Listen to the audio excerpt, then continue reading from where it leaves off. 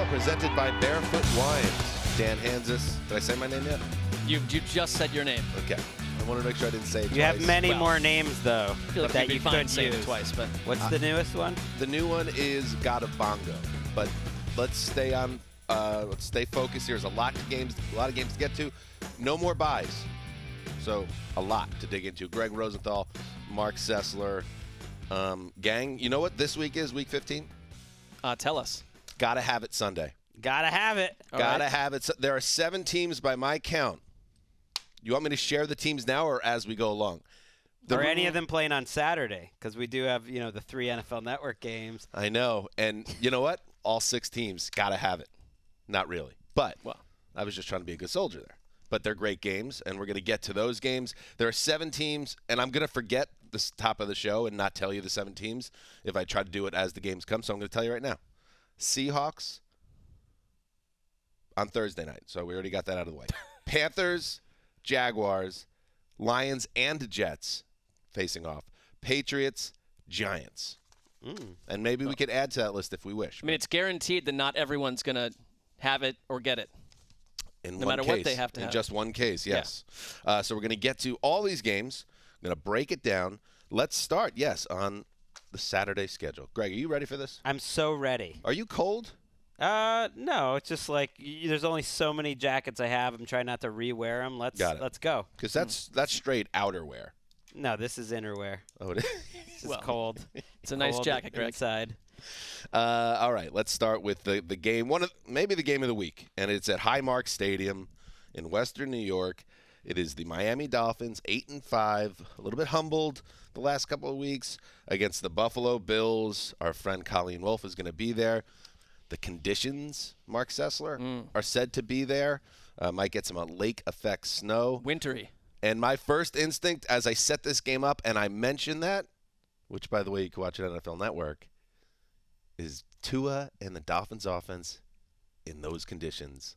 I'd be nervous if I'm a Miami fan. Well, it does seem like the talking point this week is, can Mike McDaniel possibly figure out how to adjust and get this Dolphins attack back on track after Kyle Shanahan? Why the tone? Isn't it fair to ask that question after these last 2 weeks? I think it's fair to ask it. It's just funny to me that the way football coverage goes, it's like everyone's suddenly. It's like Mike McDaniel was not born last Monday. I think he understands that there have been some issues and they got to work their way out of it. And I would say the one thing I want to watch though is that a lot of it, I think that Staley and Shanahan, they use press coverage effectively to get Tua throwing the ball into the middle of the field to prevent throws there. That's where he wants to throw it. And they did confuse that system, and so that's the response. And when the Bills played Miami way back when in scorching hot southern Florida, they only played 2 snaps of press man coverage. So it's like, how are they going to try to duplicate what these 2 other coaching staffs have done or go their own way? Because, Gregg, I think you said it way before the Niners played Miami. You said if this goes effectively for Shanahan and company, that other teams are going to try to copy it. We saw them do it last week against the Chargers. Chargers did it. Will Buffalo take the same approach? I think they'll try. They'll certainly be trying to take away the middle of the field. They're going to try to force Jalen Waddle, I think, in particular, to start winning his one-on-one matchups because he was awfully quiet last week. I'm not worried about Tyreek Hill. But I think you look at the Bills and their weaknesses and what they came into the season worried about. Cornerback is still a worry. And it was a worry back in week 2 because that's how you lose a game where the Dolphins only had the ball for like 35 snaps. That was a bizarre game back then. But you think about all the things we were worried about if you were going to try to poke some holes in the Bills coming into the season. And none of them are going well. Their first-round pick can't get on the field at cornerback. They're still rotating through guys trying to figure it out. Tre'Davious White didn't return at cornerback till about week 11. Isn't really totally up to speed. Their wide receiver position has been so underwhelming that they brought Cole Beasley back this week, and they brought John Brown in a big spot, throwing passes to him back last week. I actually think this Bills offensive line is a little vulnerable. So these are a lot of things, but what I'm trying to say is this is not the Bills team that's just going to stomp on teams. They found ways to win, but to me, Miami still has the talent to go up and down the field on them, even in tough conditions. Okay, totally disagree with that. I think the Dolphins are in a world of hurt right now because I think Tua has not looked the last 2 weeks. He's looked overmatched by the scheme, whatever it is, his accuracy is off. He's looks figured out. He's throwing floaters, and now I'm thinking of him, and not to overplay Tua can't throw game, but Tua in bad conditions up there, I just think it sets up well for the Bills. And everything you said there makes sense, Greg, about some of the things that they were hoping to get shored up as the season went along, and they haven't. But then you point to last week against the Jets, and the offense is still not quite right ever since Josh Allen hurt his elbow. Let's be honest there. But what they were able to do without Von Miller, with Greg Rousseau, Shaq Lawson, they got after the quarterback. They destroyed Mike White. And I could see that happening again here. I could see Tua really struggling to get through this game. And I feel almost confident up to do a certain thing. It's not in the zone. But it's not even in the zone. Yeah, so America agrees with you. Yeah, people feel the way you feel about Miami right now, and I think on the Buffalo side, there's a quote I want to, if we can go to the sound real quick, that Josh Allen had that I think effectively showed. Look at this guy. Look at this guy. I know it's next level. Look at his setup. We're on NFL Network, so maybe you should be in the power chair. Let's roll with it. It doesn't look like it's an offense that's good enough to win the Super Bowl right now. Okay.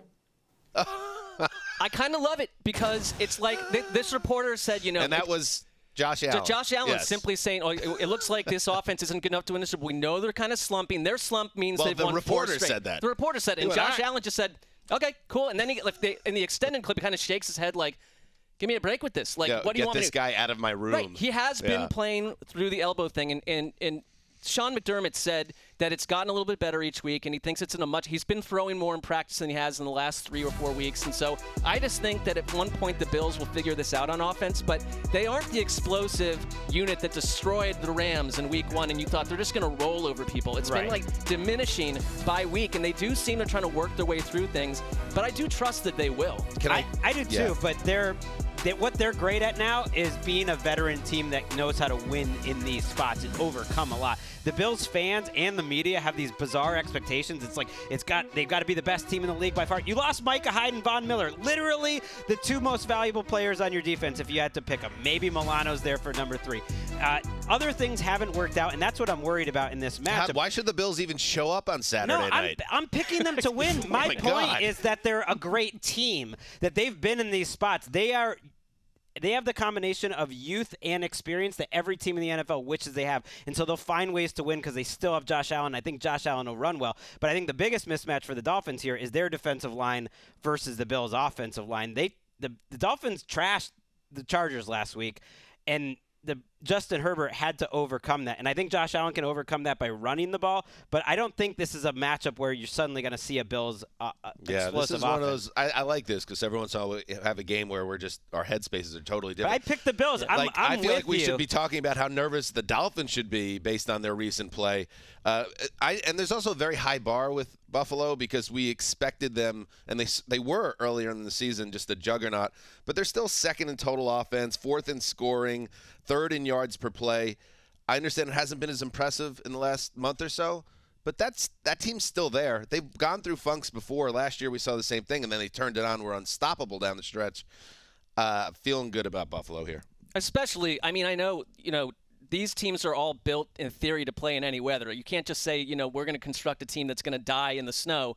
But I think Miami is the outlier where it's like, I don't trust Miami necessarily in a game like this. And it's like if Buffalo can't handle their business at home in this crazy weather, like, who are they? What are they doing? I mean, I'm with you, Dan. I expect Buffalo to take this one. And this is an AFC East title game, more or less. I know it's not a hat and T-shirt game, as Kirk Cousins would say, but if the Dolphins win this game, they have a real shot to win the AFC East because they'd have swept the Bills. They'd only be 1 back with 3 to play. If the Bills win this game, it's over for the rest of the division, essentially. And I'm with you. I think the Bills will win because I think they're tougher and deeper, but I just think it's an interesting team because they're not going to be the juggernaut. I think they're going to have to show their toughness by getting through a lot of flaws. Or maybe they will turn into that when it really counts, but right now they're one of the, it's tough to be a team like the Bills when you had that big arrival season last year and then had this really exciting playoff run that ended in heartbreak, but you were still hyper impressive. Then everyone expects you to just be amazing.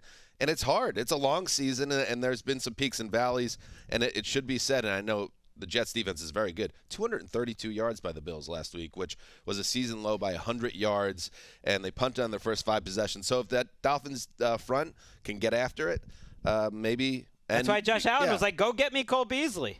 I want Cole Beasley back. Yeah. We'll see. Let's move to the early game. So that's the 8:15 p.m. Eastern game.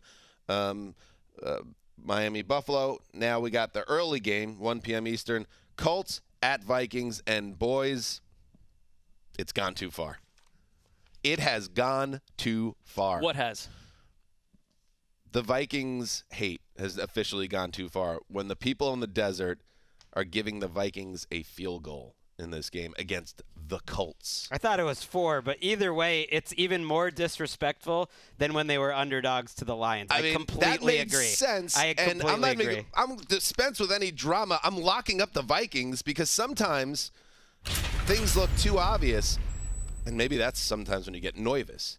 But, geez, what is it? What could you be watching with the Colts right now and say that they're going to go to Minnesota and they're going to stop Justin Jefferson from having 185 to 230 yards, and Kirk Cousins, who played really well last week in that loss, from really getting his stat line where it always is, because you know how consistent Cousins is. Ultimately, even Dalvin Cook going off. I just don't see it. The only way you really could beat up the Vikings is their terrible pass defense. And what can the Colts not do? Right. I don't can't think throw the ball. Indy's strengths don't fit well with what the Vikings can't do. I will say, though, what's Indy's strengths, by the way? Well, they don't have massive strengths, but no team allows Defensive less yards per game to wide receivers than the Colts. I think Justin Jefferson cracks any code, though. I don't care what the numbers are coming in. They do have a good defense, Indianapolis. I think you're looking at a Vikings team that hasn't run the ball real well right now. But if you get the Cousins, Justin Jefferson version that we got last week and many of these weeks, it doesn't really matter who they're playing. And then you're asking Matt Ryan to turn around. I think we've got Matt Ryan in our life for maybe 4 more weeks, if ever. And then we don't know if Jeff Saturday is going to be in our life. Like, this team is in a sunset mode right now. Well, Jeff Saturday, undefeated, coming off a bye. Never been tested. Good stat. I'm with Dan. I think. Also, Jeff Saturday playing on a Saturday feels like. Oh, there we go. Maybe that's why the spread is close. I think that's probably I'm why. with Dan. I love the Vikings covering this game. I like them responding to the loss. I think it's a nice test for Kirk because I don't think the defense is going to force you to have to score 30 points because you're playing against the Colts. But if you want to take something positive, you mentioned how Kirk Cousins played last week. I have long said in QB Index, when I was writing it, Kirk Cousins the streakiest quarterback in the league. Maybe it hasn't been this year, actually. But generally, when he gets hot for about 5 weeks straight. Was that a start of a hot Kirk Cousins streak? Go put up 30, make this game easy. There's no Kenny Moore in this game in the slot, who's a good cornerback for the Colts, and start building towards the playoffs. I think you nailed it, because I think I wrote about this last week in Power Rankings ahead of his big game the week after, which is a humble brag. Say what you will about Kirk Cousins, but at the end of the year, he's always going to have about 30 to 34 touchdowns. He's going to throw for about 4,800 yards, and those numbers are all a little bit down. We are so in line for a Cousins hot streak that gets everything to where it always is by the end of the regular season, and we saw it a little bit last week. He was awesome last week in that loss, and I think you're going to see another. If you are, speaking of fantasy football players, if you have Kirk Cousins locked and loaded in your lineup, and if you have Justin Jefferson, well, then these guys are going to eat.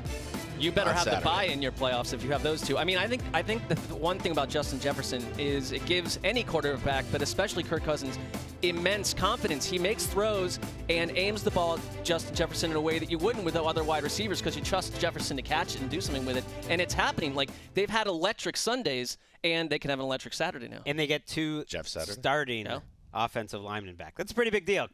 Left tackle Christian Darrisaw, who's been a Pro Bowler, and their starting center Garrett Bradbury, both expected to be back. That's a big deal. Around the NFL is brought to you by Verizon, the network America relies on.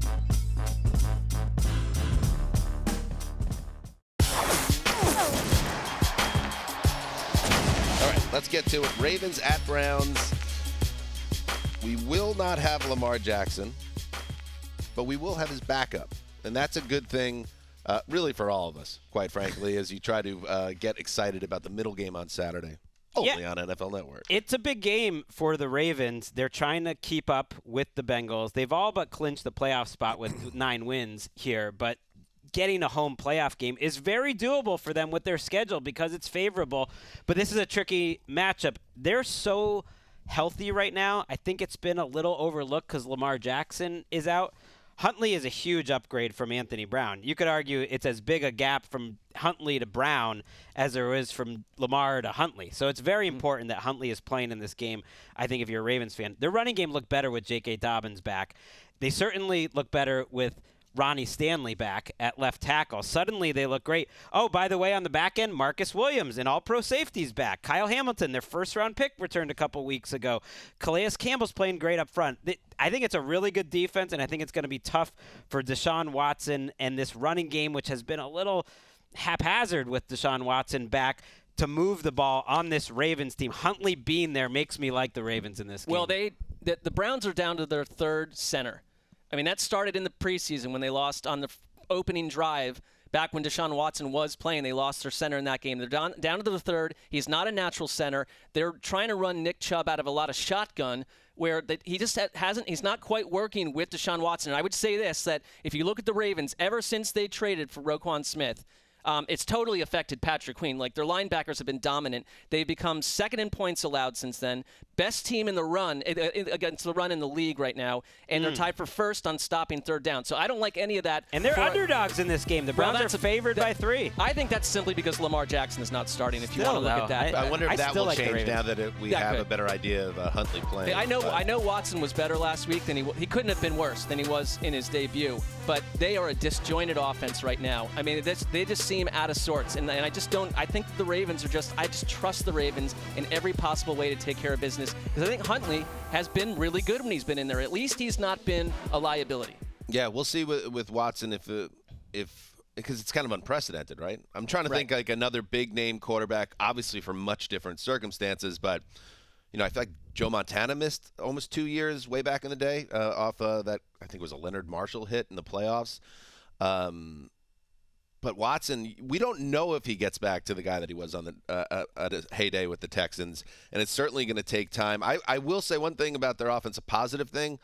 Like, I would say buy stock in David Njoku now with Watson. You kind of saw that immediately, that there is something there, and I think you're going to see a lot more of Njoku this year. I could see him being a breakout guy down the stretch. But, yes, he was better, Watson, but still just, obviously not quite right. I would ask this because I think we understand there's rust, all that. So I've never heard the term rusty more than with Deshaun Watson over the last 2 weeks. But if he's still this guy 3 weeks from now, how long do you expect this to be this way? Well, there's nothing more you can do. But I think you hit it when you said the shotgun runs. They're changing their offense to make Watson more comfortable. He's not comfortable. It's hurting the running game. He's not confident. He's not playing with confidence. His interception last week wasn't a bad throw or decision. He was just like a second and a half late on it. He's not speaking with confidence either. I know I shouldn't be reading this much into it, but watching his press conferences is depressing. He just doesn't seem like he wants to be there. It just seems like he's not. He just has no confidence in who he is, and that makes sense to me. And he's not confident on the field either. And especially his numbers under pressure. He's got a 17.8 passer rating, 2 interceptions, 3 sacks, 112 yards. He's 7 for 19. When you put him when you put heat on Deshaun Watson, it's like he's not seeing the field real well. He's holding the ball too long, and the offense, they've lost their identity. What more can you ask a quarterback to do than give your offense identity?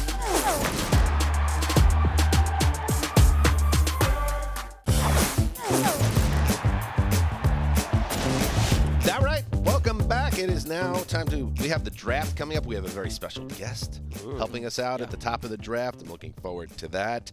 But first, let's finish out the island games, as we call them. Let's go to Sunday Night Football. It's time for Sunday Night Football pregame, presented by Barefoot One. The G-Men travel to FedEx Field to face the Washington Commanders. 2 7-5-1 teams. Stupid. And it is stupid. And I talked about it. Got to have it Sunday. Ooh. I looked at the schedules. I'm not going to say Washington's got to have it. But the G-Men need this game. They have 1 win in 6 weeks, Greggy. And if you go after what happened against the Eagles last week And as disappointing as the tie was against Washington the week before at home, if you get your butt spanked here, it's over, Johnny. Whoa. That NFC. Do you disagree? No, because I'd be. I mean, come on. Look at the results in the past almost 2 months now. Right. They would have a chance because the NFC is so strange with the Seahawks and, I didn't call it elimination the Sunday. Lions. Yeah, I'm with you, though.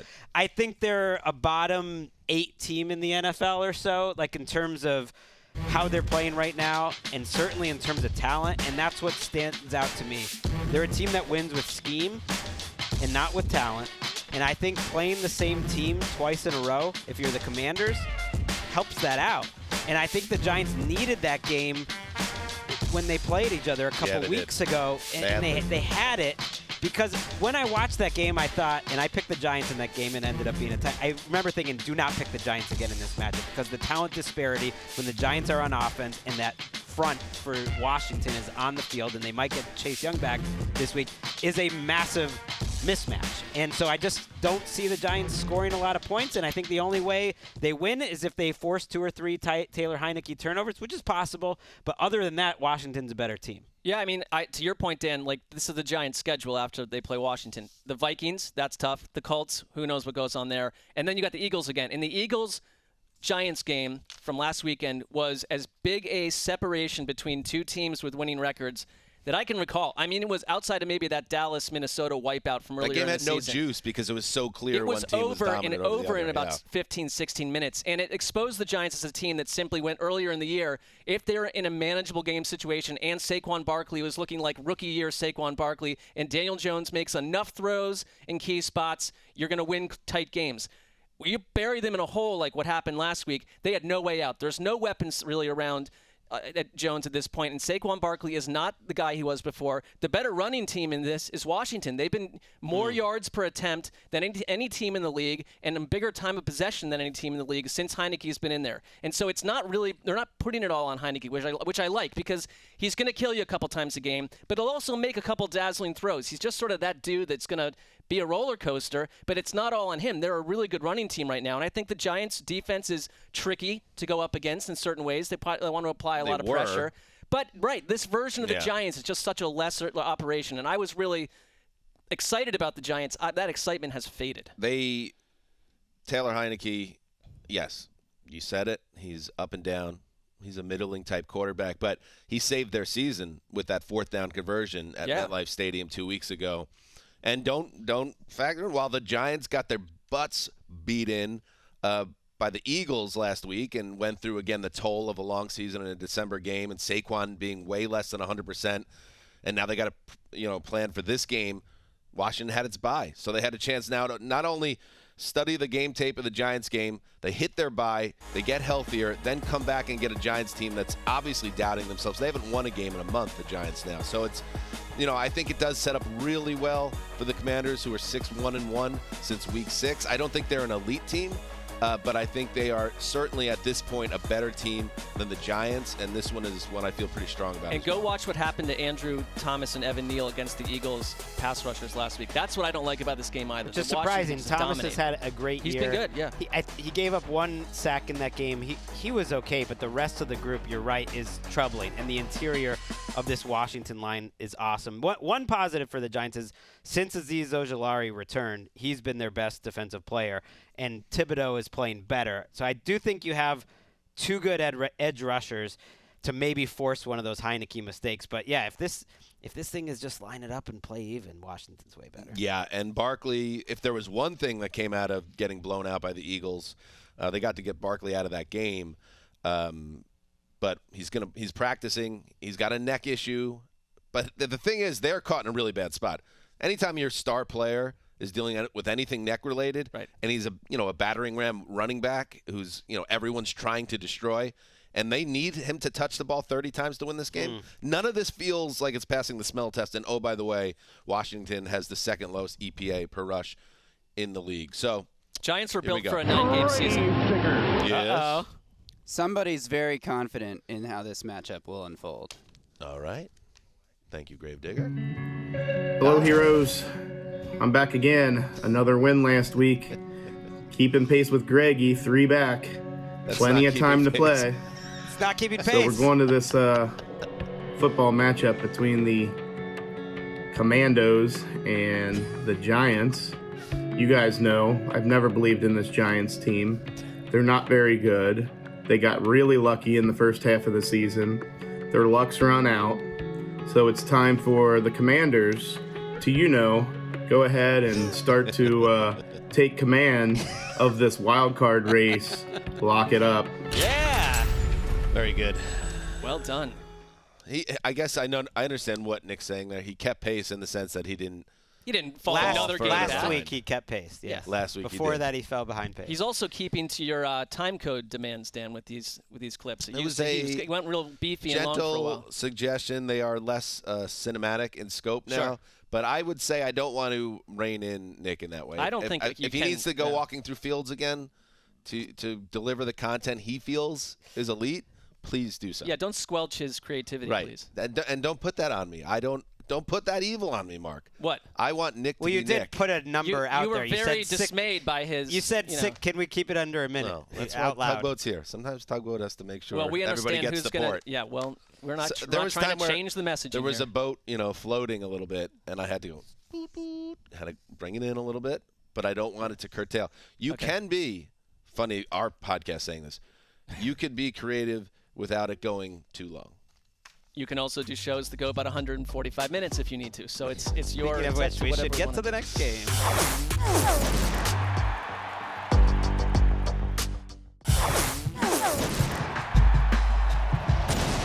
The Rams, 4-9, at Packers from Lambeau Field.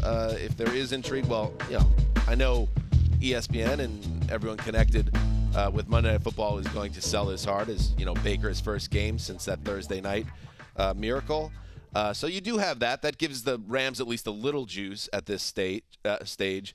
And then for the Packers, I don't know. If you like watching Aaron Rodgers play football, which despite everything else, I really do enjoy watching Rodgers, you get that in prime time, maybe some elements. There you go. And depending what else happens this weekend, let's say, the Seahawks fall, those NFC East teams are falling hard with the Giants. They've run the numbers. Well, they'd certainly got to have it. Gotta have it. We're up to 8. We're up to 8. I don't think the I don't put Packers them in that category. can do this or will do this. But if they won their last 4 games to get to 9-8, there's a realistic chance that gets you in the playoffs in the NFC. I They've run some vacated this numbers. corner. You're taking the corner? I'm not. I'm just trying to sell the game. You don't and have I to think sell they'll the win game. this game. They'll be they're an 8-point favorite.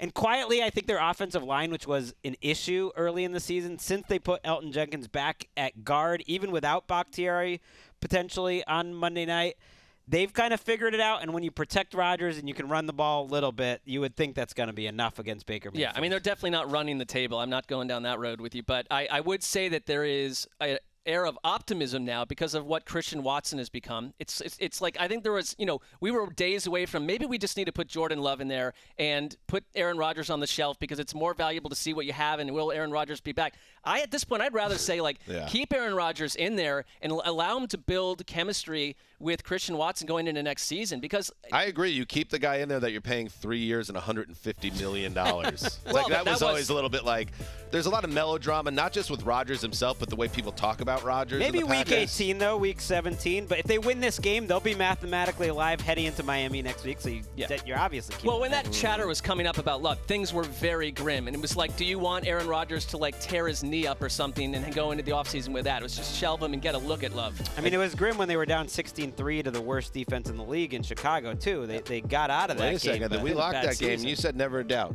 Oh, yeah, I know. But I just doubt. mean it wasn't a great point in their season. Would you be surprised? Moment. Would you be stunned if he finishes the season on a heater, Rodgers? No. I wouldn't. I'm always afraid of it. I wouldn't be stunned, but I don't see that with this team. I'd be much more surprised if Baker Mayfield does. I still think you can limit him in terms of his short game. He throws it well down the field, middle of the field. Can he get the easy passes that keep an offense moving? I think the biggest, now that we have a little distance from that Thursday night comeback, the biggest thing that I take away from that was such a hugely important game for him. Obviously, we were talking 2 days earlier. What kind of value would he even have for teams looking for a backup? I think obviously that showed teams, oh, you want to have that guy in the building if you want to jumpstart.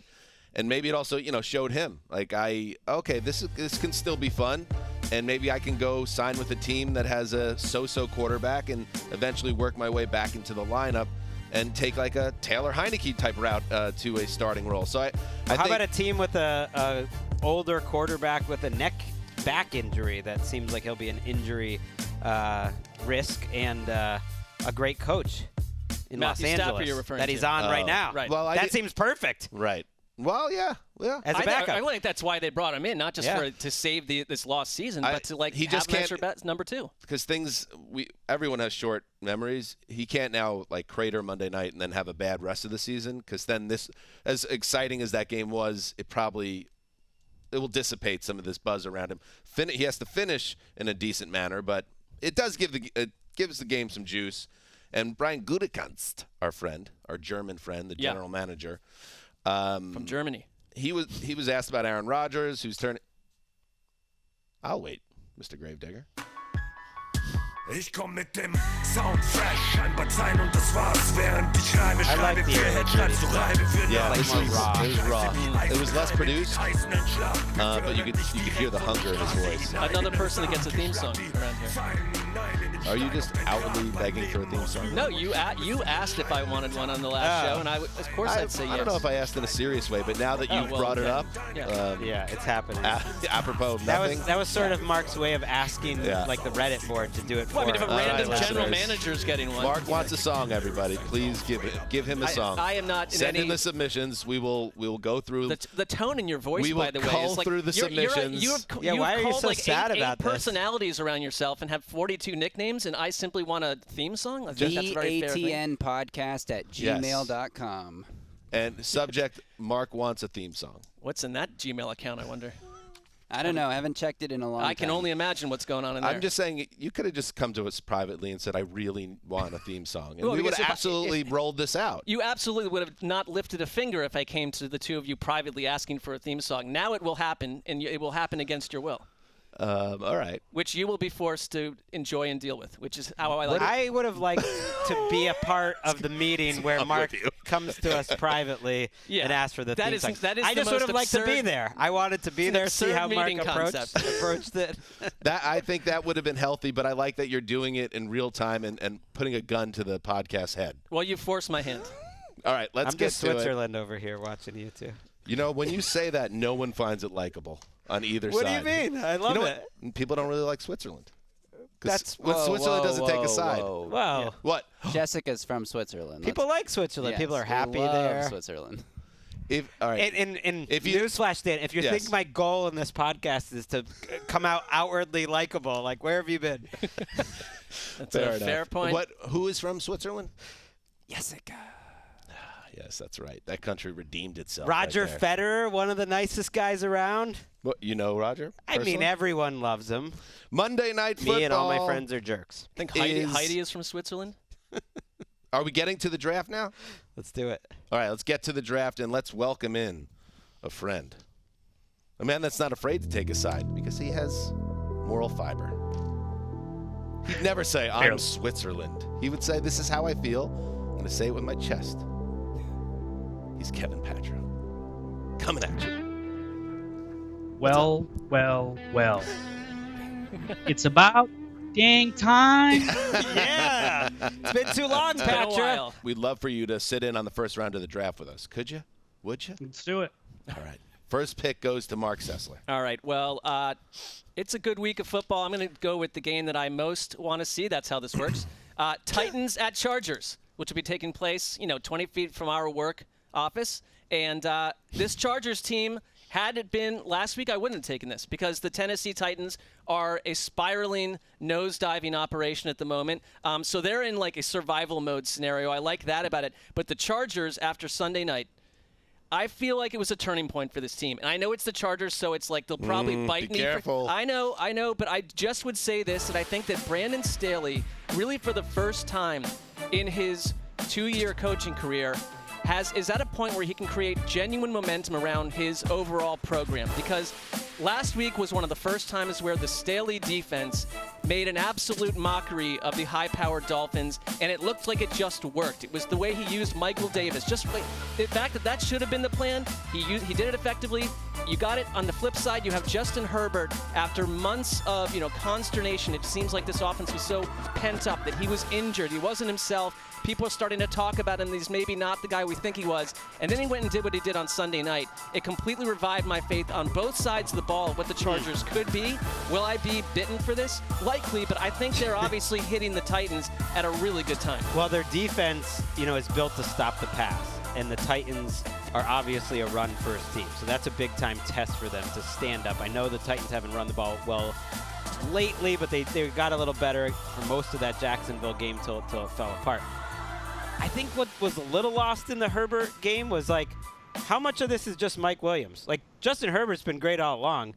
How many of those great throws that Herbert made would only have been caught by Mike Williams? And I don't just mean on this Chargers roster. Of course on this roster. He expands the types of throws Herbert can even make. The best throws were to Mike Williams.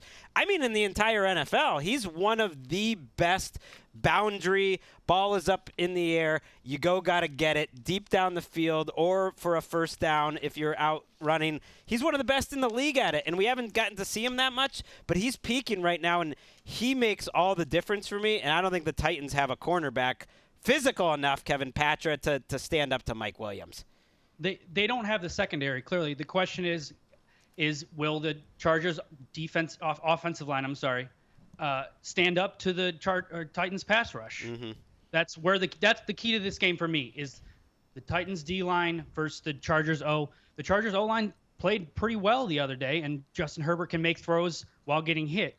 But if Simmons is in there crushing the middle, then that's where the Titans are going to make their hay, by not giving him time to find those deep passers, because Tennessee's secondary is one of the worst in the NFL. Helps to have Corey Linsley back, though. And Danico Autry on the other side looks like he'll probably be back. Right. Treylon Burks is not practicing as of Wednesday. I'm not sure what the Thursday report was. They also had Robert Woods not practicing Wednesday, and none of this sets up well for the Tennessee passing game jumping up here. So you're going to, again, put a lot on Derrick Henry's plate. What else is new? I wanted to say one more point about Herbert's Sunday night game, which was just brilliant and shut up a lot of people that were saying certain things about the two quarterbacks involved in that game. My favorite throw was actually the one he made to Keenan Allen that still doesn't make sense. Oh. That was so good, a sideline throw, probably about 10, 12 yards, that you watch it on replay. You watch it in real time, and it looked like he threw it through the defender. And then you show the replay, and it only looks slightly less possible as it gets into Allen's hands, to the point where Allen turns around and is pointing at him oh my God, you just did that. And then Herbert's pointing back at him. Yeah, I did do that. You did it too, buddy. And the vibes are good. I think it does set up well here for the Chargers, but also bringing Gravedigger here. Justin, this is, we talked about Crossroads game. They went down the wrong road and talked about this on the power rankings with Colleen. The Chargers are a team that you could totally see coming off. They went down their own road, a good road. Oh, let me go help out the Titans. And then the Titans trip them and push them in the dirt. And they use this game to get on the right crossroad. And then the Chargers are left on the other side. The Titans need to have it. Will they get it? My confidence level in the Titans is pretty low, especially if Treylon Burks doesn't play. But I do think the Chargers' run defense is not that good, and they're susceptible to what the Titans do well. But for the Titans to get a win in this game, the Chargers are going to need to charger. They're going to need to get some luck. The Titans guys haven't been, making better plays than the opponents in recent weeks. You saw such great catches by, Zay Jones and Evan Ingram in that Jacksonville game last week. We've seen the Chargers do things like that. Mike Williams and Keenan Allen, Justin Herbert make incredible plays. For the Titans to win, the other team's got to shoot themselves in the foot a couple times, and the Chargers have notoriously done that to themselves a lot, so I guess both teams will have a lose-off. Whoever doesn't beat themselves the most can win this game. Only one team in the league is giving up more passing yards per game than Tennessee. I like that with Keenan Allen, Mike Williams, Justin Herbert triage. I feel like it's a gotta-have-it game for the Chargers. Absolutely. I mean, here's the thing: is they look at the schedules. And This is a double gotta-have-it game? I mean, they could think that they can afford a loss because their next 3 they'll be even more heavily favored. But I think if they can get past this game, they're going to make the playoffs. They have the second easiest remaining strength of schedule. This is the toughest game they have left. If you can win this, you can fly. That's what I mean, that it's such a momentum builder for them. And I think that it's Brandon Staley's, like, who you got that Sean Payton thing sitting out there. It's like, shut all that up. And I know Graver and all the other Titans fans have looked at the remaining schedule. If you lose this game, things start to get very scary when you look at the path to the playoffs in the AFC South. You're going to need another team in the mix that we're going to get to continue to play well. But it opens the door for something catastrophic for Tennessee if they lose this game.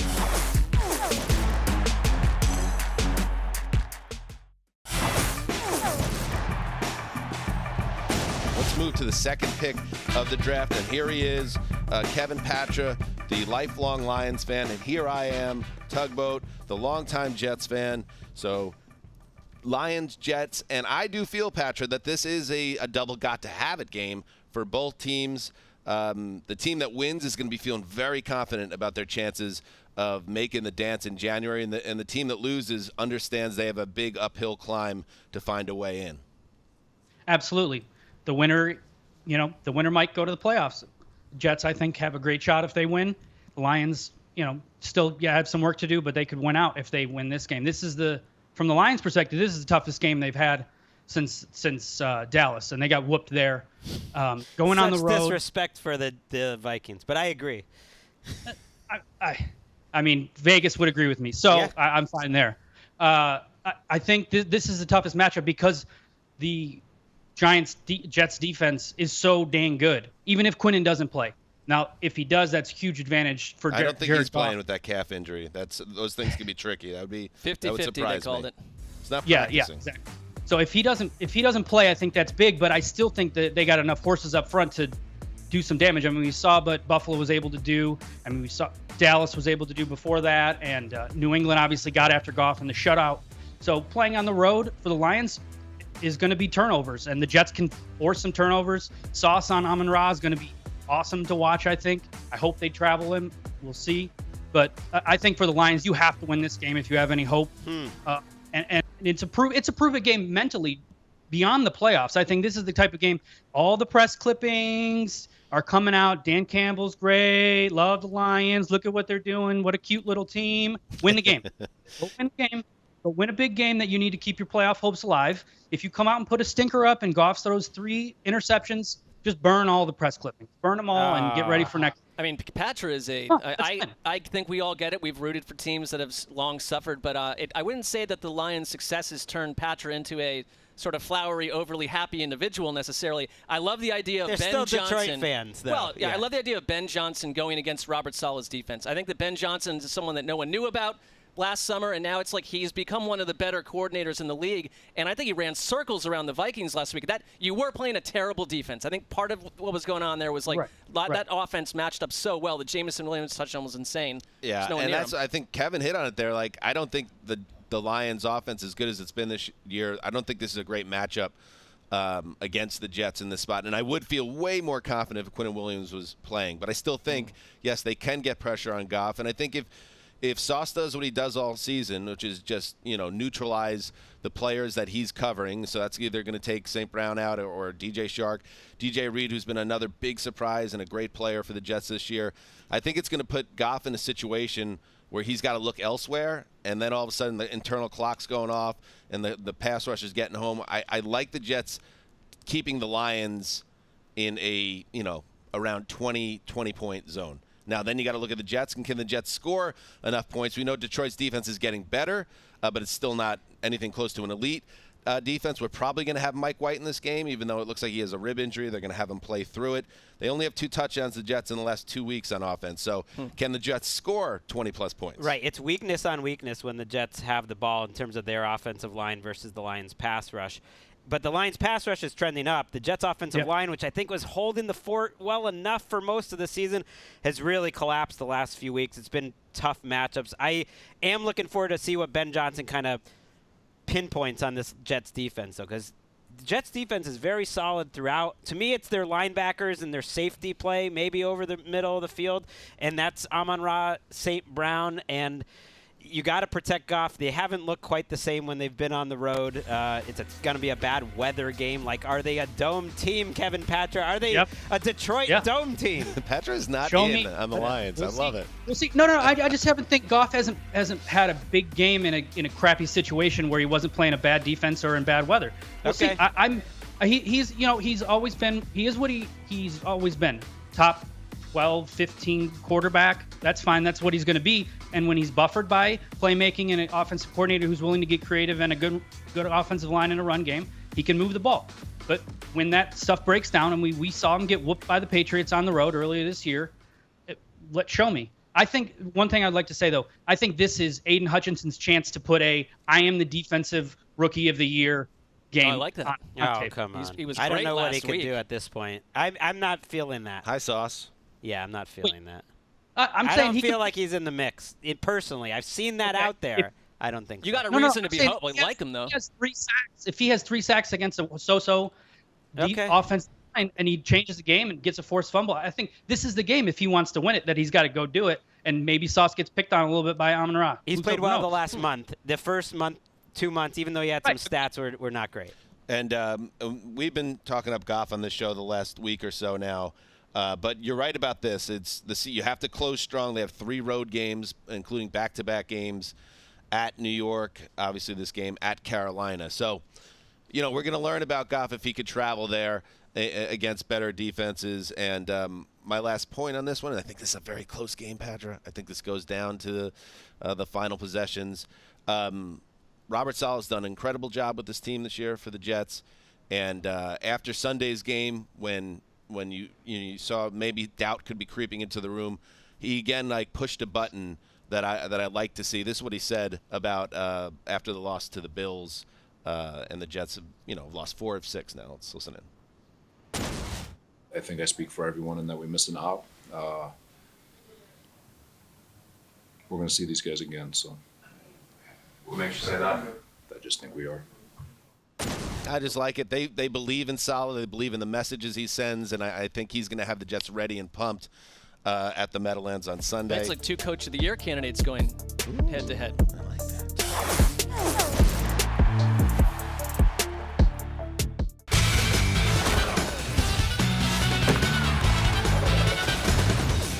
Welcome to Around the NFL, presented by Barefoot Wines. Last pick of the first round goes to Gregg Rosenthal. All right, I'm going to take the best afternoon game remaining. It's the Tony Romo game. It's Bengals. It's Bucks. The Bucks, not very fun to watch, but this is a big game, and I am loving watching the Bengals week after week. We think that T. Higgins and Tyler Boyd could both be back for this game, which would be massive.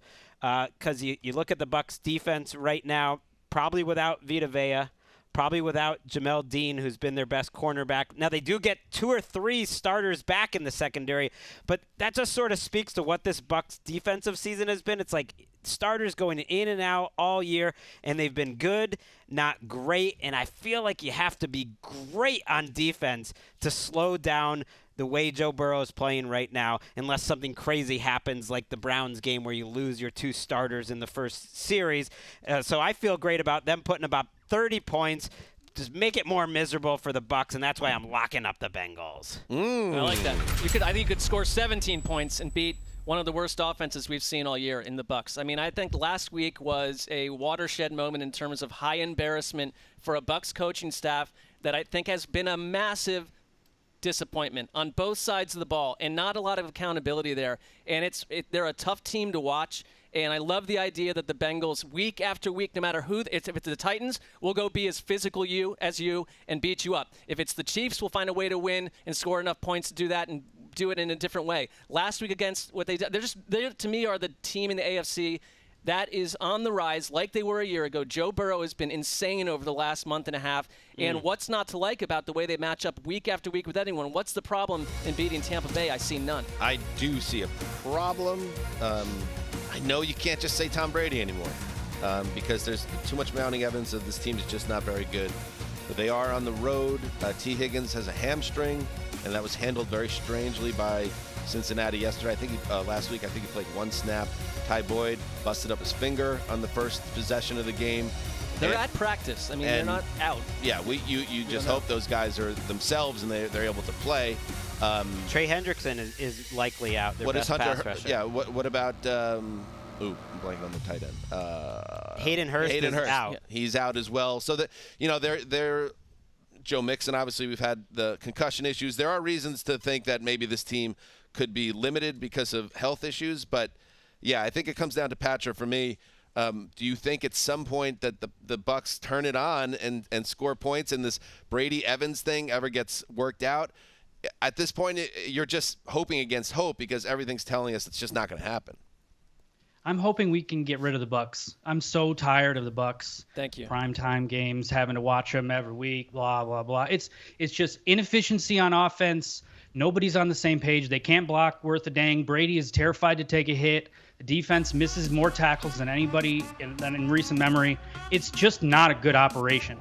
I don't know what Byron Leftwich, if he calls one more screen, screen pass, I might burn something down. It's just like him and Matt screen Patricia pass get front, together and have front, like Zoom calls front. talking about their screen passes. No burning in Detroit, though, Patra. We're trying to refurbish this neighborhood. I'm in Chicago. Sell at a profit. No, I'm just saying, like the burned out buildings, that's no longer the case in Detroit. It's just not. It's not fun to watch. It's just like any dire situation. Let's throw a screen pass to Chris Godwin. I think that'll work. It doesn't. It's just there. I don't understand the Evans Brady thing. It's like they now decided to hate each other all year, and this is just playing out. Like, is there some drama we don't know about? Because it's just ridiculous. Seth Wickersham, get down there. The defense might be even more disappointing because they are just awful, and it's not. I don't think it's going to be close. I can't believe Vegas has this as 3.5. I just can't believe like that we're still asking, will they at some point turn it around? This is just who this team is. I worry a tiny bit that their short passing attack actually could work against this Bengals defense, which sometimes plays off the weaknesses is at cornerback. They're without Hendrickson, which we hadn't mentioned previously on the show, but that's their best defensive lineman. But DJ Reader is the new Vita Vea. Yeah. Like, he is the best big run stuffer, pocket pusher out there in the business, so I'm not feeling good for Tom Brady in this one. And I do just want to send a shout-out to my son, who's nicknamed Mini Tom Brady at school. He is flying right now. Well, not as we tape this, but as he's listening to Japan. And I said I'd send him a secret message at some point in the podcast. He likes listening to the podcast. Would love it. So sorry the Bucs are going to lose this game, Walker. But Mini Tom Brady, you're the man, and have a great trip. Oh, all right. What a dad. Dad of the year. Another great dad is Kevin Patra. And Patra, I hope that this appearance on some level shows as an act of contrition from the show that we did not ask to move into the neighborhood before we did. We should have consulted the real estate council. We would never make a mistake like that again. Better late than never, I guess. Wow. Man, leaving on a good foot here. Patra, love you, buddy. All right, Kevin Patra coming at you. Thank you. We'll be right back after Thanks, this. guys.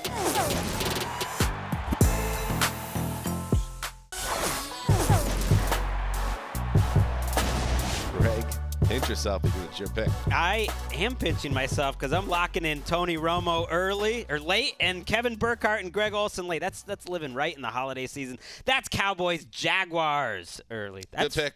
Good fun pick. game right now. Good pick. I loved watching Trevor Lawrence this week. That was the best game of his career. Some of the throws he made during a stretch against the Titans were just unconscious, and people would be like, oh, well, it's the Titans.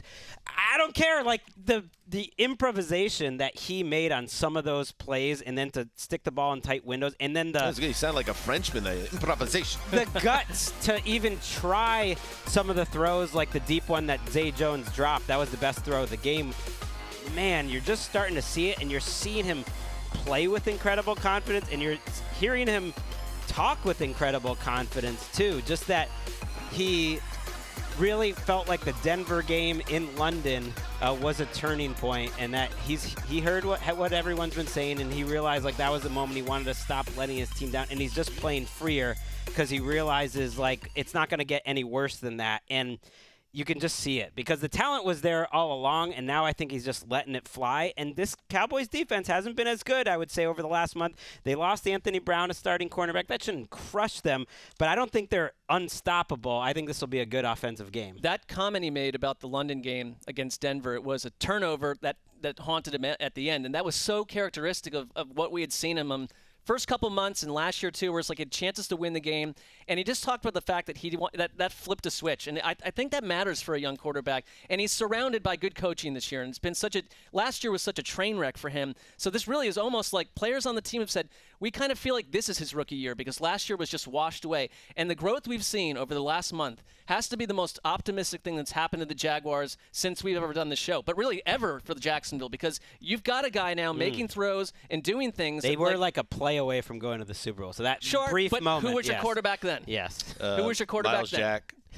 He was not down. I just say this organizationally, you've got a coach and a quarterback now. I think this is a tricky one for Dallas. I mean, I don't really look at the Houston game as a problem for the Cowboys. What? No, I agree with you. I was doing a little Tim Allen home improvement there to agree with you. That was a little. I don't know what that was. That was a positive grunt. There are times in this show where suddenly you're off in a different universe, doing something completely disassociated from. My friend. I guess that's hosting. No, the Cowboys are. You better watch out here. They're not playing very well. Quietly, recently, and even I think some of that there was some cover up, some lipstick on the pig, if you will. That fourth quarter against the Colts, that game they were going back and forth with a bad Indy team in prime time, and then Houston. Let's face it, they. Houston kind of said, "Hey, we're going to let you take this. I know we have first and goal second and goal from the 1 yard line with a 3-point lead with 3 minutes to play. But you know what we're going to do? We're going to just completely implode in our play calling, give you the ball back, and then stop playing defense." They were 6 inches away, though, if his knee. Who was that? Burkett didn't touch the ground there. It was also, close. You have Jeff Driscoll going in the wrong direction on the key play of the game. That you're right. That saved that. And now I don't think this is not – sometimes this is the way we look at it as people just follow football. Oh, yeah, the Cowboys could go to Jacksonville and think, oh, we'll beat the Jaguars. But they know. They're watching the tape, and they're saying, oh, man, this team can play. And watch Jacksonville sneaky when Duval gets pumped up. That's a pretty good home field advantage they have there. So I think the Cowboys are in for a real fight here. I think this is a one-score game. And everything we are seeing about everything that we're seeing about Trevor Lawrence points to, yes, this is happening. It's happening. He's making this leap. He's even beating you can't even write the Making the Leap article on Trevor Lawrence next summer because I think he's doing it now. And Justin, this is one of the gotta-have-it teams. Obviously, the Jaguars right now are, sound the alarm. It's a gotta-have-it alarm. Alert. Well, that's aggressive. They're 5-8, and you say, oh, why do they gotta have it? Well, again, like I'm saying, you look at the Titans. If the Titans lose this week, the Jaguars win. It's a one-game difference in the standings. They play each other in Week 18. And, oh, by the way, we saw what happened last week. Jacksonville has the tiebreaker. So if they win in Week 18, all they have to do is tie the Titans, and they could steal this division. And all of a sudden, Trevor Lawrence is starting a playoff game.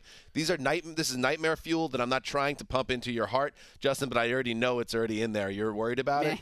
So it all kind of hinges on the Jaguars kind of stealing, quote-unquote, this game. And I think Doug Peterson, who's a Super Bowl winning coach, is saying that exact same message. Like, it's there, boys, but we got to go take care of business here. And it's not a mirage. If they do all that, it's because I think they're the better team than the Titans right now. They're two organizations heading in very different directions. Let's dig into the next game. I am up. I'm just Switzerland. Pittsburgh at Carolina. I just like when Marc says it's on national television.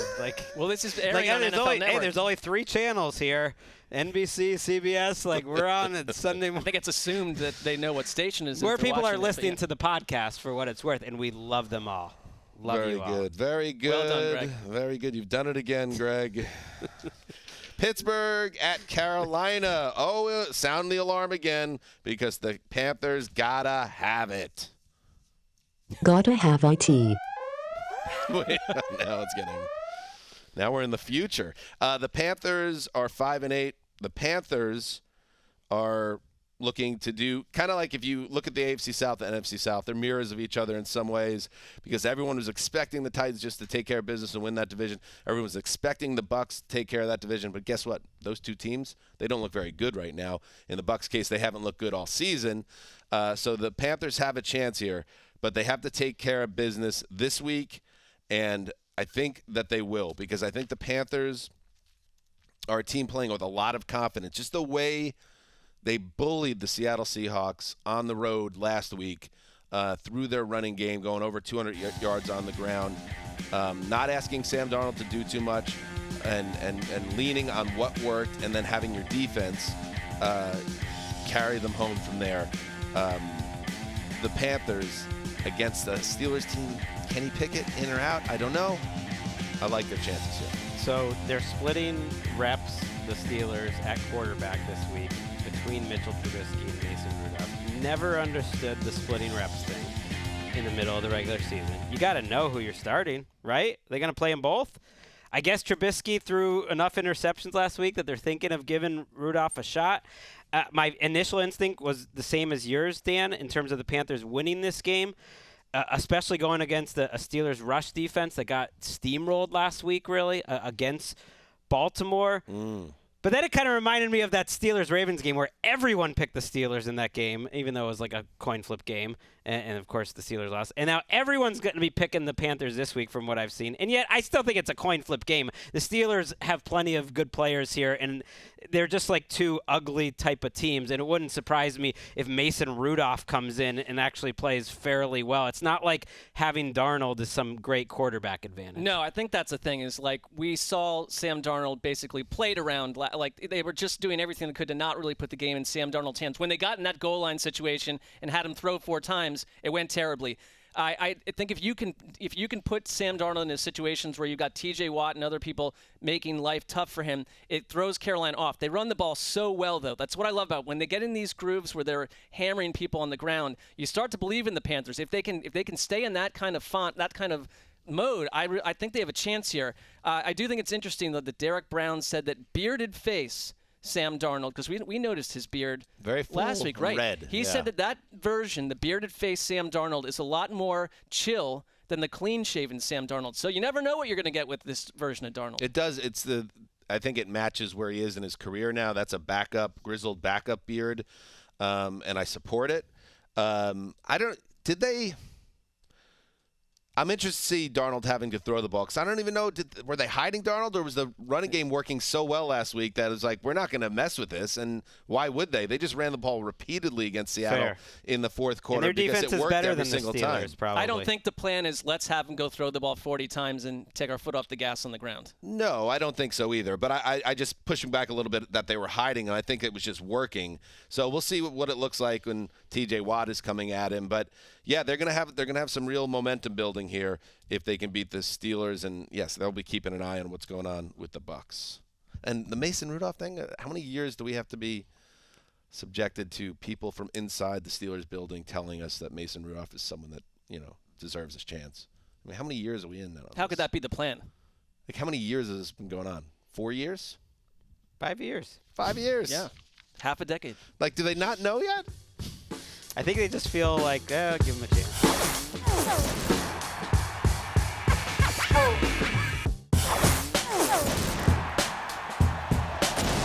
Marc, you are up. All right, I'll go Eagles at Bears.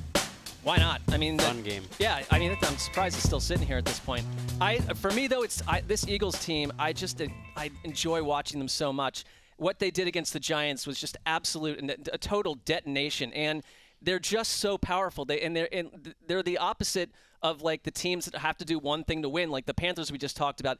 They can hurt you in so many different ways, and some of the throws that Hurts has made, like doing the QB index early in the season was like, oh yeah, Hurts is mobile and people aren't watching the Eagles. You don't realize how much he's grown as a passer. And I think that applies also to Justin Fields. Doing that column, no one gets more hate on a weekly basis than people saying Justin Fields is not a top 12, not a top 10 type of figure at this point. He's just a runner. It's like, if you're watching Bears games, his arm is changing. It's developing. He's making throws. And I think that the quarterback matchup alone makes this so juicy, because the Eagles, for all their strengths, when they've gone up against QB rushes, they've ranked last in success rate in the league this year against that, and QB runs in essentially yards per carry. So there's a chance for Justin Fields to do Justin Fields type things, and he's going to have a chance in this game because their defense is a mess. That's why it's kind of the perfect matchup. The Eagles get to try to work on something that they struggle at. They have played better run defense overall over the last month. After bottoming out against Washington, they've been about average over the last month since then. But it's different playing Justin Fields. So you get to try to play maybe the most challenging running quarterback in the league right now, Justin Fields. Try to slow that down in a good running game with Montgomery. And they've actually called some pretty creative plays in their offensive line. But you probably don't have to really worry about losing the game or anything like that because you're going up against the Bears defense and you're going to put 30 on the It'd be board. great to be a team that's just like, we know we're going to win. We're just going to work on a few things in this game. Are you hearing some of this chatter out there about Jalen Hurts and maybe he shouldn't be getting as much credit because it's the system and the team more than the player? Do we have the sound, by the way? We have Jordan Mailata, the left tackle for the Eagles, responding to Micah Parsons, the great Cowboys pass rusher who was going down that road and kind of maybe pushing back on Hurts being a superstar quarterback. Here's what Mailata had to say in response. Yeah, I'm worried about the Chicago Bears this week, mate. Worried about this game. Marcus should worry about his game this week too. So even if they have the game, I don't know who the they're playing. But part of my language, I mean, just worry about who you got this week. You know, that's how we do it here. Not going to worry about any other comments anybody said. That's just how we focus and run about our business. You got the Chicago Bears, not the Chicago Micah Parsons. Not the Chicago Micah Parsons. Every team needs a feisty Australian. That's my takeaway from They've got one. It helps if he's like 6'8" and 370 pounds and moves like a track athlete.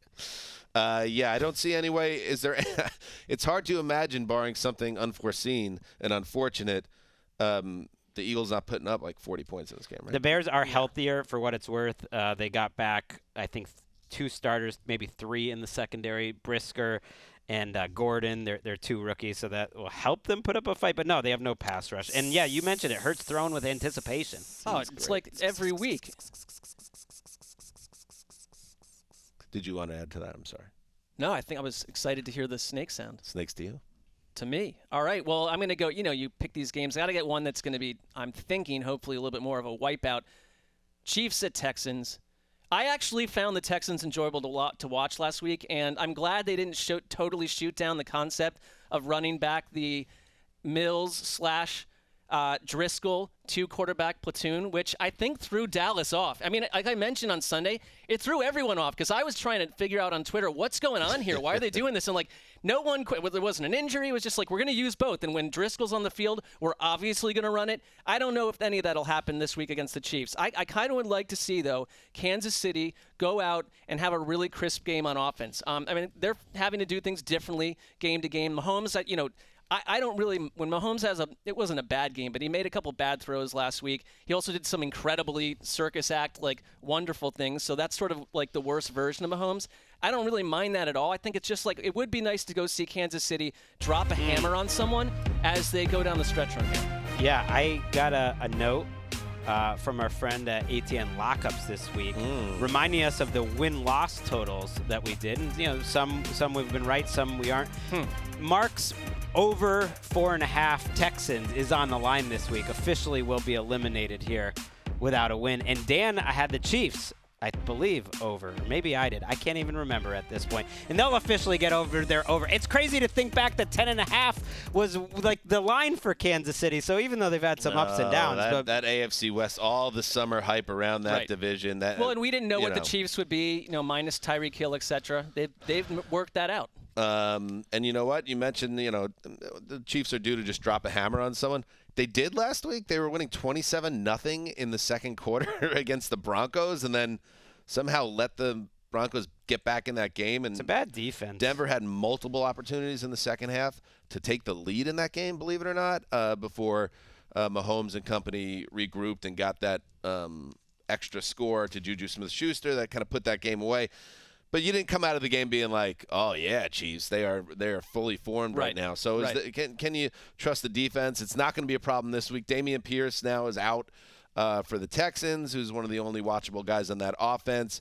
I don't have any interest in watching Houston ever again this season. I'll only do it from a professional standpoint. Otherwise, this team can go away and figure out what they are. I'd add Nico Collins is unlikely to play. Brandon Cooks probably won't play. So, if you're Davis Mills or Driscoll, Who's on the field with you at this point? Chris Moore. Out of Chris Moore nowhere. was actually great last week. I doubt he'll have any fantasy implications because no one could have possibly had him in their lineup last week, but he went 10 for 150. I do like that the Chiefs, and this is a good game for it, can finish games running the ball a little better this year. Pacheco, I think, can do that, and this is a game where it's like, don't ask Patrick Mahomes to throw it 35 times. You don't need to. Another quote, unquote, or quote, star, close quote, in decline in the Seth Walder piece that you were pushing back on, Gregg, earlier. Brandon Cooks, who his pop the hood numbers in terms of his route running and impact this season, it's not just necessarily the quarterback play. It's his ability to gain separation. And you wonder, I don't want to call the man out because I don't know the man, but where's his effort level at after that post-trade deadline tweet? Is he really – you getting the best of Brandon Cooks? So even if he's not there, like he hasn't given them anything this season. Terrible environment. He was literally their team captain, and then they stripped him of it. That's pretty rare to just like – I don't know if they ironed on the C off the chest. Like I think you got to get New Jersey. Yeah, you have to go give that back to the people back there, and they have to sew it off. I don't know what they do. So they sew it off. The seamstress. Greg in a past life, definitely a seamstress. Oh, well, this is easy. Let's just sew it off. I just couldn't think of the word of. I still don't know. Just detach it. I don't know. Detach. I'd go detach. Undo the sew job.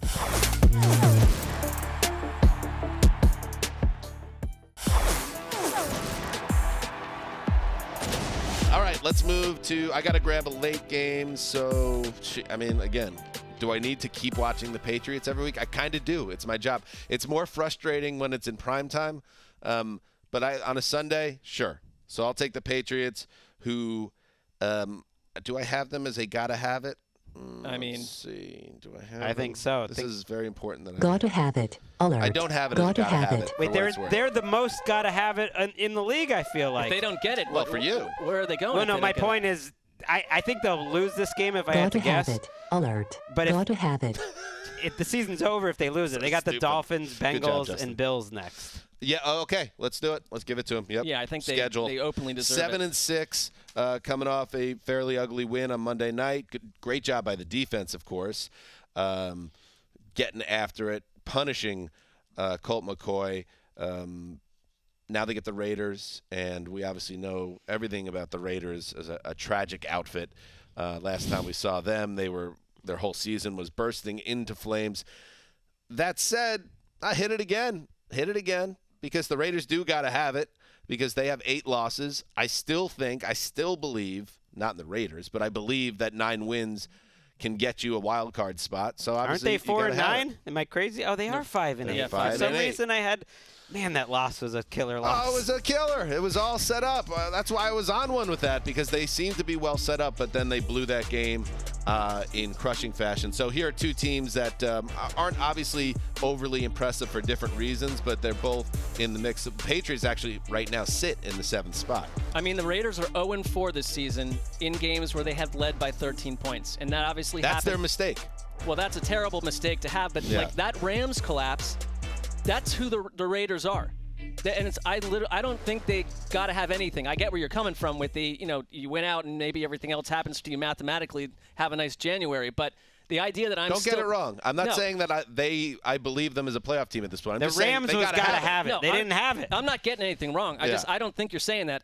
I simply am not paying attention to the Raiders' playoff chances at this point at all. Wake me up if things change. So this could be a very different Raiders team, though. Both Darren Waller and Hunter Renfrow appear to be on track to come off IR and play against the Patriots. And I think this Raiders offense, even though they've had some hiccups, are a reminder of what the Patriots are missing, because they're cohesive. They're an old school 1980s with a fullback power running attack. They're a better than average offense, with a mid-level quarterback, whereas the Patriots are a terrible offense with a mid-level quarterback in my mind. I think Mac Jones is better than what they've shown, and they've got terrible vibes. That game on Monday night was the most depressing game that a team has won in I don't know how long, or at least a Patriots team has won. That game Did you watch convinced the game on me. Monday? Yeah, that game convinced me this team is done for, because they're having to try to convince each other and themselves that they actually support their coaching staff when they're openly rebelling. And they happen to win that game because they were playing the Cardinals, a team that's an even bigger mess. But I don't know if they win any more games. I think they could go 0-4 down the stretch. I know the defense, and they might get Christian Barmore back, is good enough that they'll win this game on their own. It's certainly possible. But I think they'll lose this game. Yeah, we've never seen a Belichick-led team with this much in-house angst. And it's interesting that it's McDaniels versus Belichick, except it also isn't, because both of these teams are hard to watch. They are, and I can't even really get on Mac Jones at all for showing Absolutely his frustration. Not. It's his career being thrown down the tube. Yeah, he's been put in a very bad spot here, and the one thing you cannot do when you're a play caller is you can't be getting the plays in late. You put the entire team in a tough situation. I can't even imagine trying to do that, so I'm not saying like it's easy. It must be incredibly stressful to be a play caller on the sideline, and you have to like keep on firing things out in the headset with a clock running. But it looks like Patricia might be in over his head in that realm as well, and that's what you saw Jones pushing back against. I thought Jones made some nice plays on Monday night. When given the opportunity and when off platform, I thought he showed some things. I think he's playing with more confidence, obviously, than he was earlier in the season, and you could put that on Belichick too. I don't think Belichick's having a great year. The way he handled things with Zappy Bailey or Bailey Zappy, who was it? But now Mac Jones doesn't have to worry about that, and you can tell I think he wants this to be his team and his offense, but it feels like he's being held back at this point. He doesn't want it to be with this coaching staff, though. And this offensive line has collapsed. Their running game has collapsed. I think the Raiders' defensive line is playing much better. I think it's a tough matchup. I really think the Raiders are favored in this game, or they should be.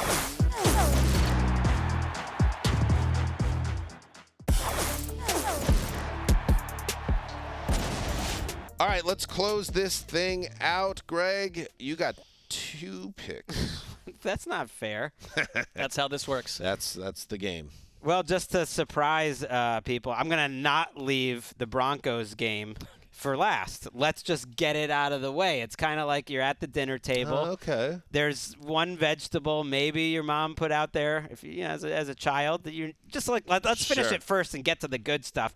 Let's get rid of this. I never did that, but that's Broncos interesting. Cardinals. That's what I do, or I did as a kid, and that's what my daughter Ellis does too. She always eats the stuff she doesn't like first. Well, it's kind of like, I'll give you this. So she can really different parallel. luxuriate. Lucky Charms, a great cereal. Even no matter what age you are, you eat all the oats first, and you leave all the mushrooms in the milk till the end, and then it's a nice yes, treat. I love mushrooms in my Lucky Charms. Or not mushrooms, marshmallows. You just created like the grossest food I've ever imagined in my life. Mushrooms and milk. Not sorry, Greg. Where were you? I mean, don't apologize. The Cardinals Broncos is the soggy Lucky Charms without the marshmallows material of games. Yeah. Totally pointless. I watched. Does it have to happen? Yes, like contractually, I think so. But who's complaining? I think Russell Wilson would be happy. He's like hurrying back to get off concussion protocol. He's back at practice. It looks like he's on track to return. But it's like, I think he'd be happy. Just cancel the game. He doesn't want to see Brett Rippon out there. But I think he'd be fine with a week off here. J.J. Watt would be disappointed. He's really getting a lot of airtime because Hard Knocks doesn't know what else to do. So they're just like hanging out with J.J. Watt. Oh, we should talk about what's going on with the Cardinals. That's because more interesting. Their general manager, Steve Keim, has taken a leave of absence now, connected to some type of medical issue or a personal issue that we don't have more health-related leave. But that they also said they legally could not give details. They put that in the statement, which just draw your own conclusions. Sure, and it does. This happening days after Kyler Murray blows out his knee, and if you just go through everything that's happened with the Cardinals since the offseason, it is outrageous. Right. All the drama around Kyler, obviously.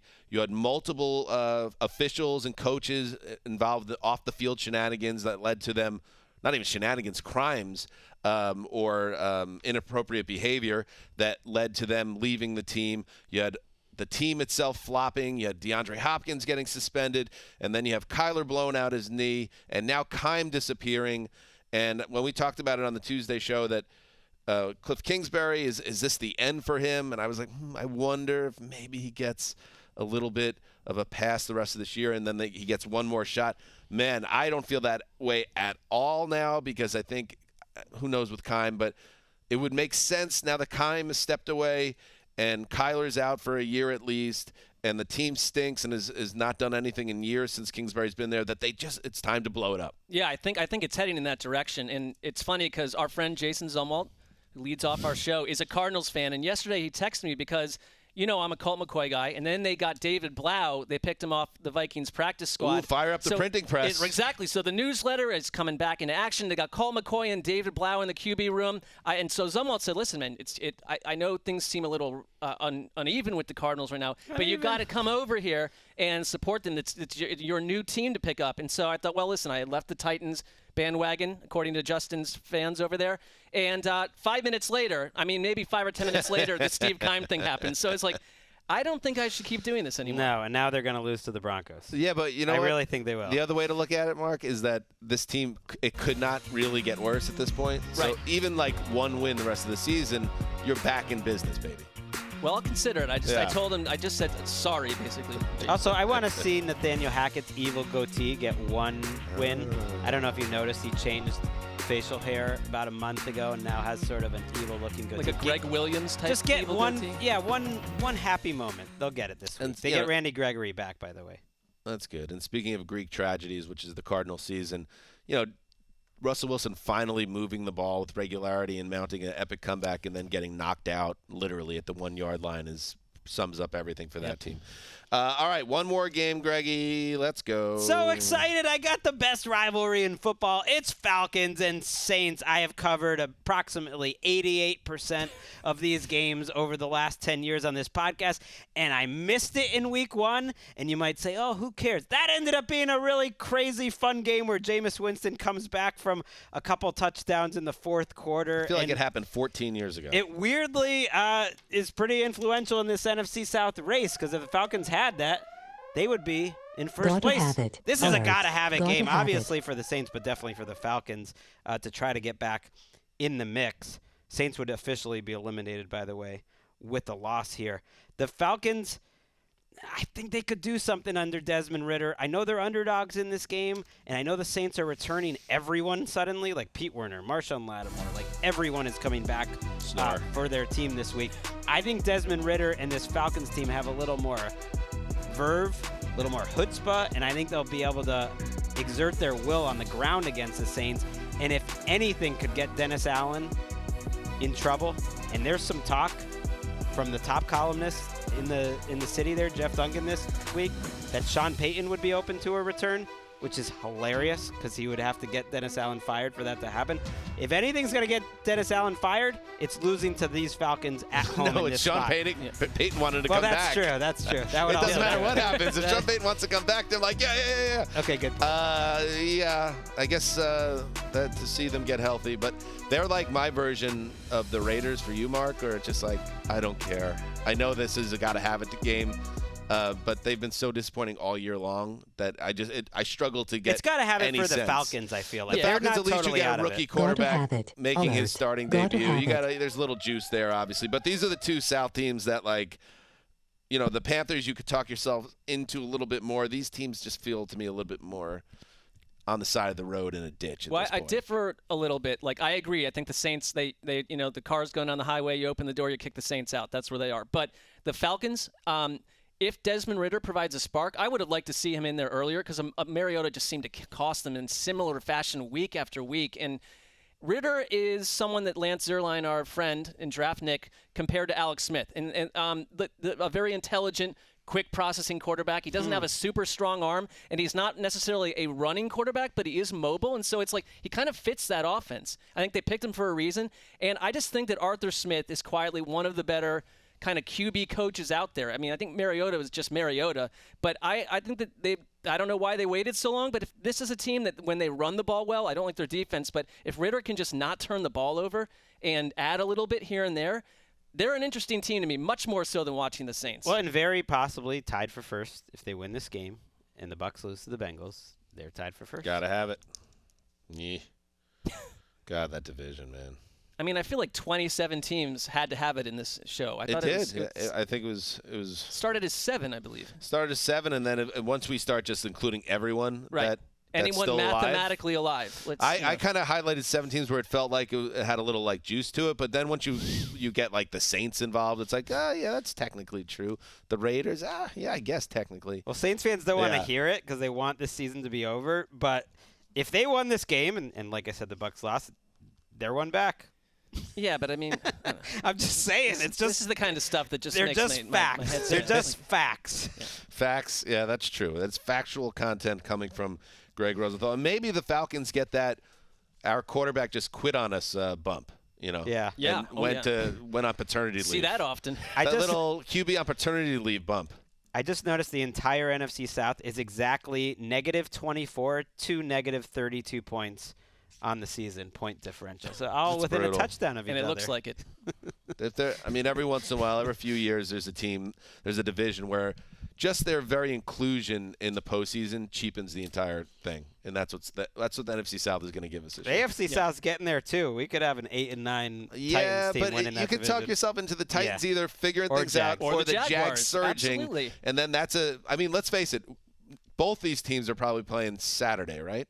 Saturday opener. Oh yeah. Not against each other, South obviously. teams, you mean. Get them out of the way. Or maybe they have to split them up because otherwise we're going to get an AFC South champion and an NFC South champion Sunday, which we just got to work through early that. as maybe just book them for the London game time here if you're in the States. You just It's like Falcons Commanders from London, 6 a.m. kickoff. Like, okay, that's fine. All right, anything else? Anybody want to add? No, what a time to be alive. The holiday season. How about Patrick? He was pretty fired up. I love that he hasn't changed. I would have bet I don't have many possessions, but things that I own that he would have been upset with us, and yes, he was. And I liked that. I liked his honesty. I didn't like as much. I thought maybe it's his heart. I thought it would have been warmed by this Lions team, but I think he's still waiting for the bottom to fall out. But I think okay I think too. Patra is Patra, and that's what we him. got. Our friend Cynthia Freeland, who's a diehard Lions fan too, she's not ready to fully give over either. I get it; they're still 6-7, and they've just been beaten down for 20 years. That they're enjoying it, but not. Yeah, but they're not 6-7, but they were 1-6. That's a little different. And they were never the team of ATL before. We've brought the magic. They weren't. Well.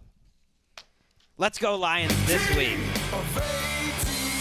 I've taken a leave of absence, like Marcus Mariota. I am on paternity leave from the team of ATL with the Jets involved. But there will be. I'll look at it this way: even if the Jets lose, there is a bright side. The Lions playing relevant January football potentially. Gotta have it. It's charitable of you. Yeah, I don't want it to happen. Okay. You going down, Detroit? Eat it. All right. Thank you for watching. Eat the call.